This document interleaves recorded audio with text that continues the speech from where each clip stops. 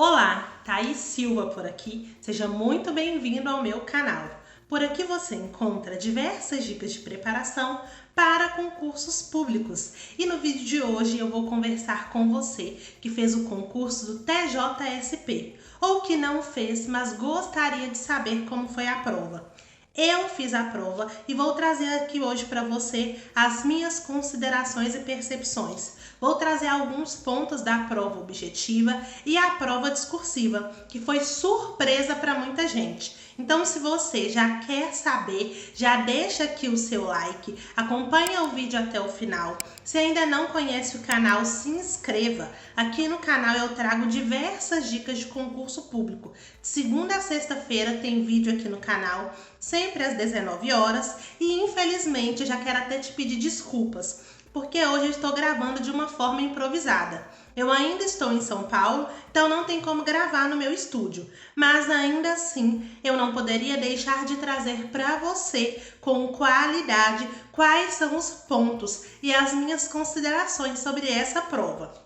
Então, se você quer saber, já fica ligado.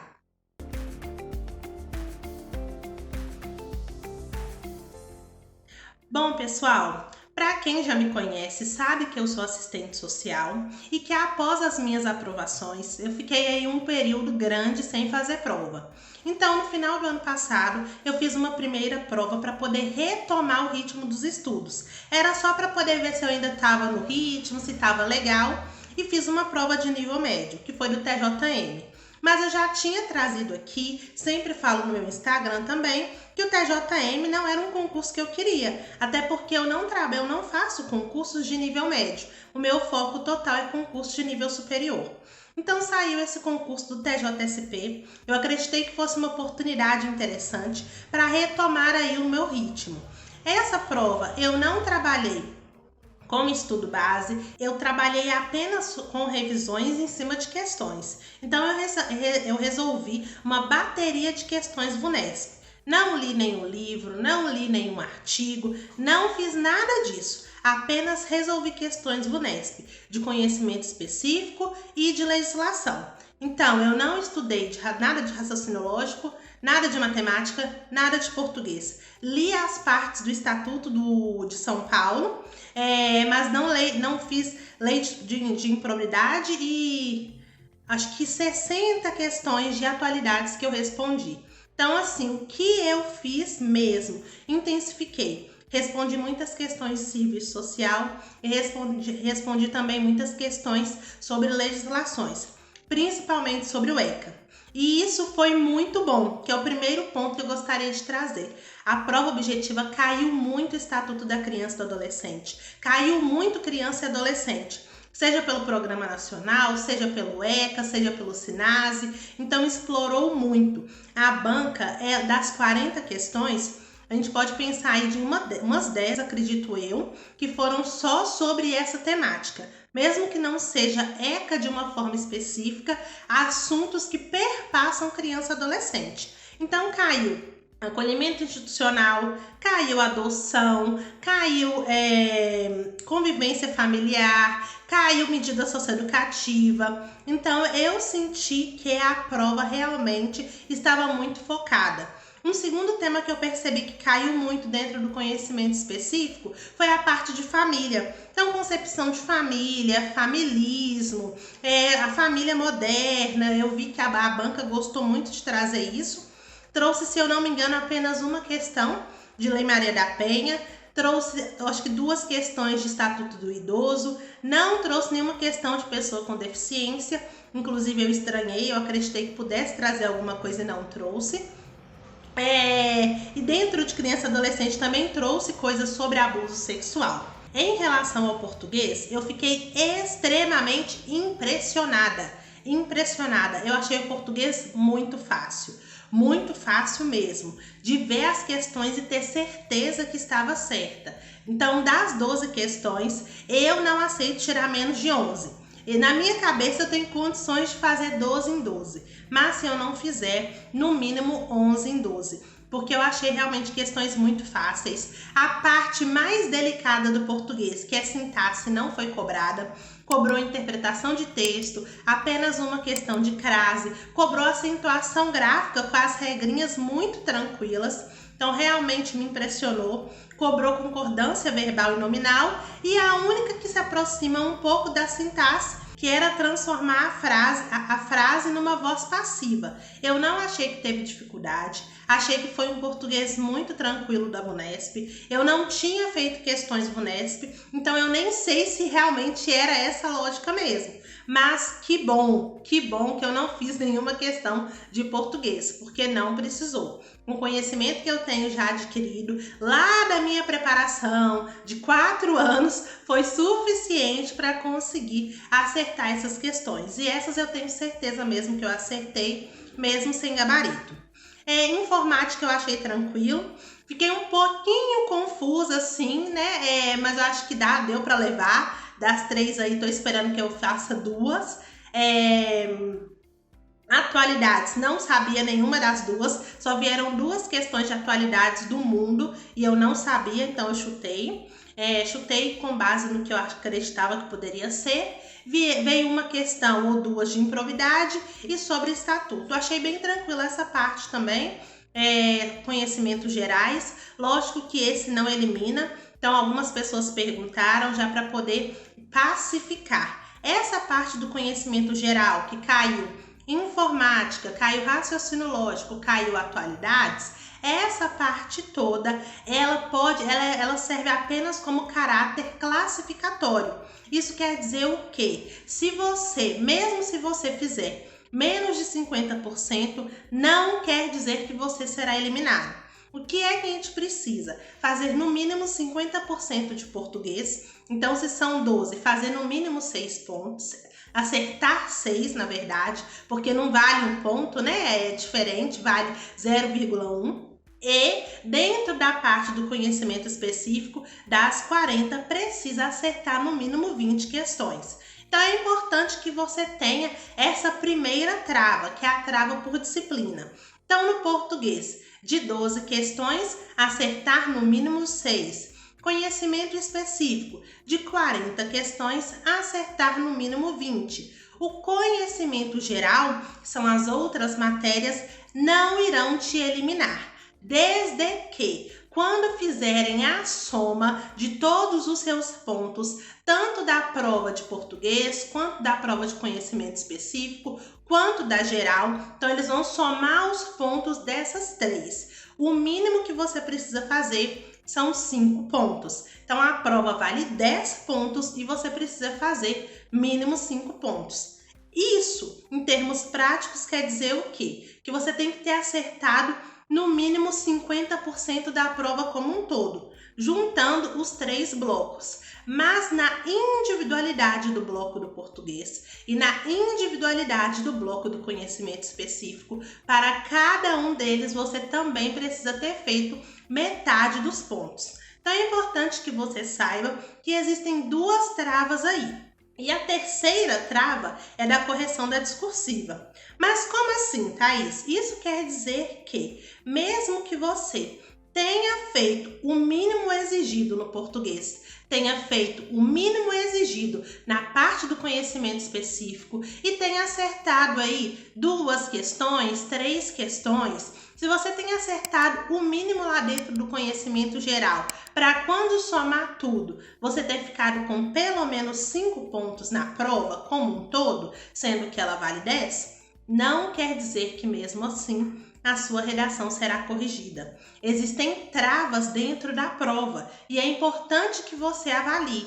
Lá no seu edital, no edital do concurso, a VUNESP já havia colocado.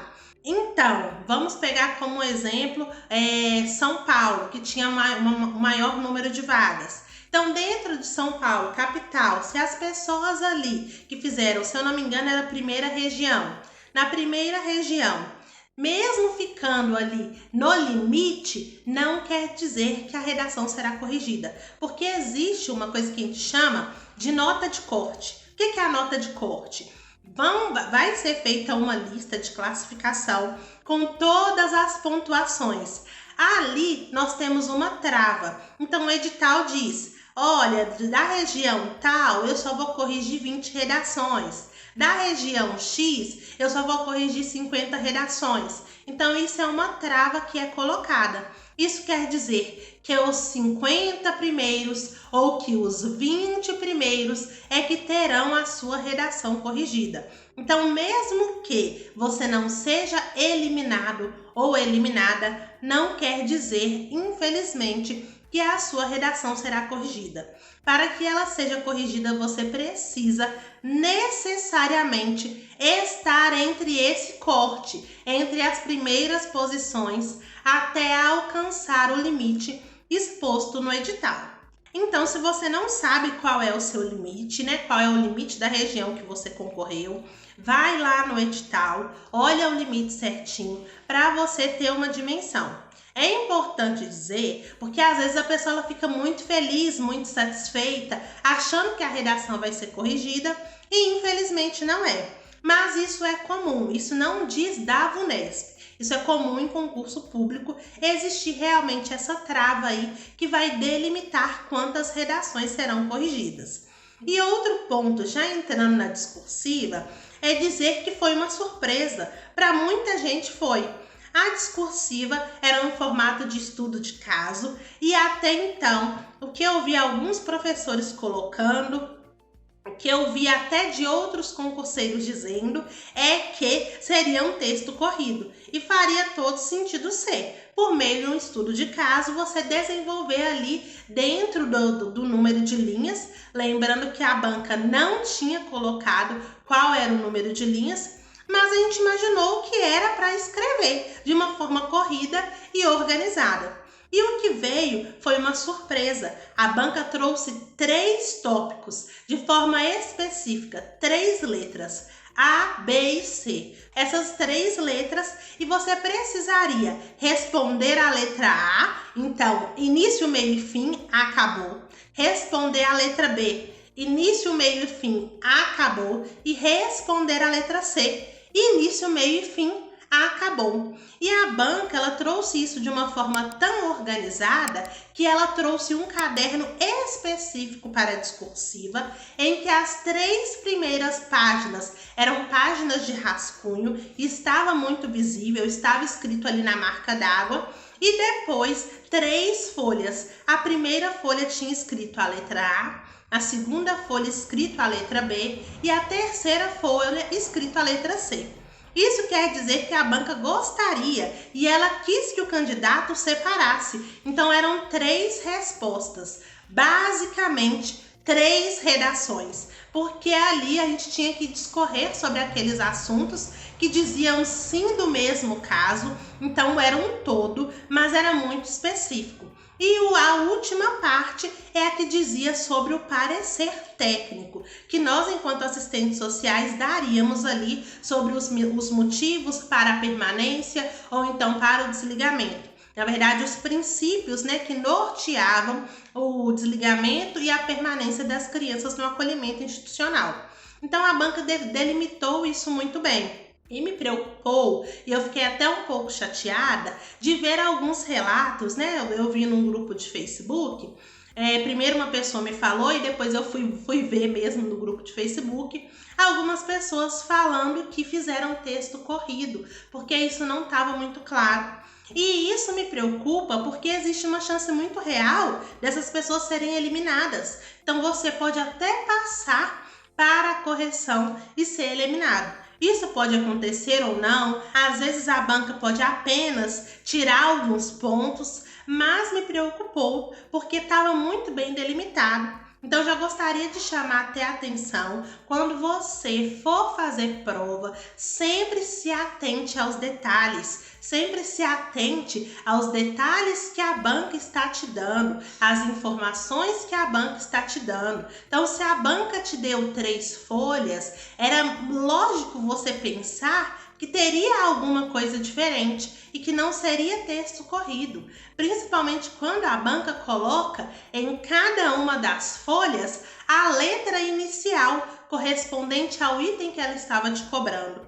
Então, que sirva de aprendizagem, que vocês que fizeram texto corrido não sejam penalizados, mas da próxima eu sugiro que preste mais atenção para não correr esse risco. Para você que fez certinho, que bom. Espero que vocês tenham ido bem na prova. Eu acredito que eu não fui mal, acredito que eu fui bem, até por ter estudado apenas por questões, e eu pretendo continuar estudando assim, mas em razão do pouco tempo que eu tive, eu não consegui investir o quanto eu gostaria. A minha ideia era conseguir terminar todas as questões VUNESP, e eu não consegui antes da prova. Mas fica de experiência, eu espero que você tenha ido bem na prova. Eu vou deixar aqui um link do grupo do WhatsApp para a gente poder conversar sobre isso.